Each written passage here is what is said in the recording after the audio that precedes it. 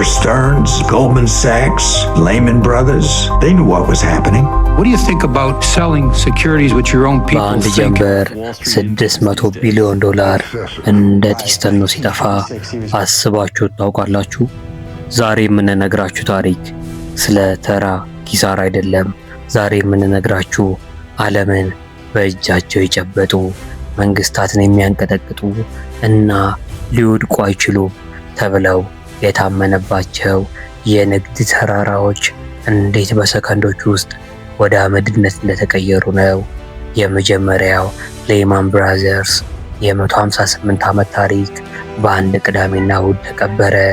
ኤንሮን በዓለም ላይ ብልሆቹ የሚባሉት ሰዎች የገነቡት የውሸት ኢምፓየር ኤፍቲኤክስ በ7 ቀናት ውስጥ $32 ቢሊዮን የት ገባ? ከፍተኛ ሀብት፣ የቅንጦት ሕይወት እና ስልጣን፣ ከዚያም በአንድ ሌሊት ወደ ወህኒ እና ወደ ባዶነት። ይህ ማለዳ ፖድካስት ነው።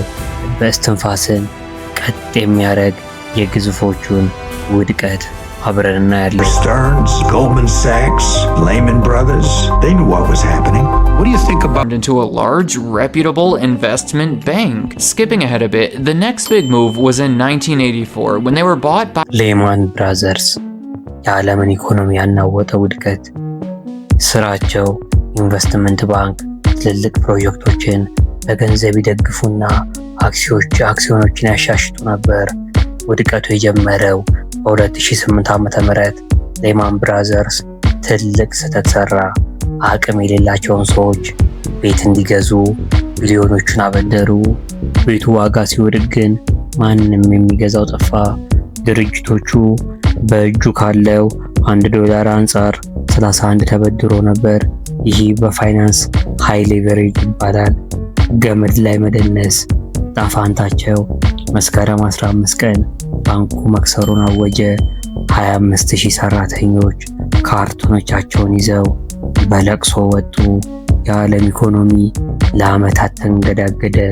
ዋና ስራ አስፈጻሚው ዲክ ፎልድ በአሜሪካ የተጠላው ሰው ሆኖ በውርደት ከሜዳ ወጣ። Forward Energy Company, formed in 1985 through a merger of two natural gas pipeline company regulation, the idea that free markets, not government, should drive the economy. In the beginning, ጋዝ ንግድ ውድቀቱ የጀመረው ኤንሮን በዓለም 7ኛው ትልቁ ኩባንያ ነበር። ነገር ግን ስኬታቸው በሙሉ በወረቀት ላይ ብቻ ነበር። ዕዳቸውን በሌላ ስውር ኩባንያዎች ስም ይደብቁና ትርፋማ ነን ብለው ለዓለም ይዋሹ ነበር። ይህ አካውንቲንግ ፍራውድ፣ የሂሳብ ድግመት ይባላል። እውነቱ ሲጋለጥ የአንድ አክሲዮን ዋጋ ከ$90 ወደ 0 ወረደ። የዚህ ካምፓኒ ጣፈንታቸው 20,000 ሰራተኞችን በአንድ ቀን ተባረሩ። የጡረታ ፈንዳቸውን አብሮ ጋየ። ፈጻሚያቸው መስራቹ ኬንዝሌይ ፍርድ ቤት ጥፋተኛ ተብሎ ውሳኔ ሳይሰጥ በልብ ድካም ሞተ። ዋና ስራ አስፈጻሚው ጄፍሪ ስኪል ደግሞ የ24 ዓመት እስራትን ተፈርዶበት ለ12 ዓመታት ወህኒ ወረደ። ይህ ማለዳ ፖድካስት ነው። ይህ ፕሮግራም የሰዎችን አይን የሚከፍትና የፋይናንስን እውቀት ጣፋጭ በሆነ መልኩ የሚያቀርብ ነው። እንዲህ ያሉ ጥልቅ ምርምር የተደረገባቸው ፕሮግራሞችን ሁሌም ለማግኘት ማለዳ ፖድካስት ሰብስክራይብ ማድረጋችሁን አሁኑኑ ያረጋግጡ። የእናንተ ሰብስክራይብ ማድረግ ለእኛ ትልቅ አቅም ነው።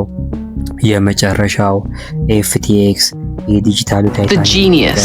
That person was Sam Bankman-Fried, and the company that he ran was FTX. FTX customer funds. Everybody wanted to find the chosen one, the genius. Is a crypto exchange. Sam was the founder of FTX and the chief executive. FTX grew in about 3 years, exploded onto the scene. ስራቸው የክሪፕቶ ተመን ክሪፕቶ ኤክስቼንጅ ውድቀት። በ30 ዓመቱ ወጣት ሳም ባንክማን ፍሪድ የዓለም ተስፋ ነበር፣ ግን የደንበኞቹን ገንዘብ ወስዶ ለራሱ ቁማር መጫወቻነት በድብቅ ተጠቀመበት። በኖቬምበር 2022 ዓለም ነቃች። በ7 ቀን ውስጥ 32 ቢሊዮን ዶላር የነበረው ኩባንያ ድራሹ ጠፋ። ጣፋንታቸው 1 ሚሊዮን ሰዎች ሀብታቸውን አጡ። ሳም ባንክማን ፍሪድ ከባሃማስ የቅጣት ህንፃ ተጎትቶ ወጣ። የዚህ ሰውዬና ካምፓኒ ፍጻሜ በ2024 ዓ.ም በታሪክ ትልቁ የገንዘብ ማጭበርበር ተፈርዶበት የ25 ዓመት እስራት ተበየነበት። አሁን ያለበት የኒውዮርክ ወህኒ ቤት ነው። In the world at the time. So how on earth do you destroy a $100 billion company in a matter of months? In this episode, የመስመር ላይ ውሸት ስራቸው የኢትዮ ቴሌኮም አገልግሎት ነበር። ውድቀቱ የጀመረው ለስራ ማስኬጃ ያወጡትን 11 ቢሊዮን ዶላር እንደ ኢንቨስትመንት መዘገቡ። ይህ ድርጅቱን ትርፋማ እንዲመስል አደረገው። እጣ ፋንታው እውነቱ ሲታወቅ ድርጅቱ ፈረሰ። 30,000 ሰራተኞች ተበተኑ። የዚህ ካምፓኒ ፍጻሜው ዋና ስራ አስፈጻሚ በርኒ ኢበርስ የ25 ዓመት እስራት ተፈርዶበት በእስር ላይ እንዳለ በህመም ሞተ። እነዚህ ሁሉ ታሪኮች አንድ የሚያደርጋቸው ነገር አለ። ስግብግብነት ዓይንን ይጋርዳል፣ ህግን ያስጥሳል። ከእነዚህ ድርጅቶች የምንማራቸው 3 ትልቅ ህጎች አሉ።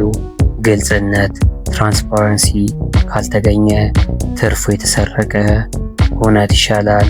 ከአቅም በላይ አለመበደር፣ አቮይድ ኦቨር ሊቨሬጅ፣ በሌለ ገንዘብ አትወጠር። በሶስተኛው ታማኝነት፣ ኢንቴግሪቲ። በቢዝነስ ዓለም ታማኝነት ብቸኛው ዘላቂ ካፒታል ነው። የዛሬ ዝግጅታችን የሚመስል ነበር። የትኛው ውድቀት ይበልጥ አስገረማችሁ? ኮመንት ላይ ጻፉልን። ማልዳ ፖድካስት ሰብስክራይብ ማድረጋችሁ እንዳትረሱ። በሚቀጥለው ፕሮግራም እስክንገናኝ በብልህነት ኢንቨስት አድርጉ። ቸርን ሰንብት።